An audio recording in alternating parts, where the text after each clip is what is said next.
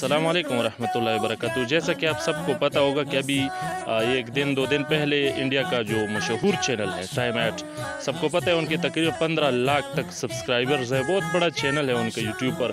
तो उनमें इस तरह से चैनल जो होते हैं ना, तो उससे वो दीन इस्लाम के ख़िलाफ़ वो जहर उगला जाता है और मतलब बड़ी मुखालफत होती है इस्लाम की।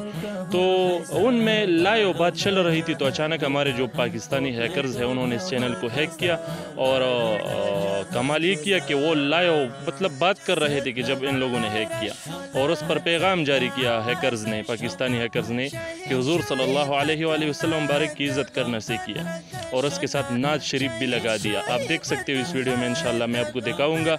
और इसके साथ साथ इस तरह से वो इतने बड़े चैनल पर छापा मारना, तो ये और भी बातें हैं जो अहले इल्म जानते हैं कि उससे और क्या क्या मुराद हो सकता है इस तरह से काम से। बहरहाल वीडियो देखते हैं।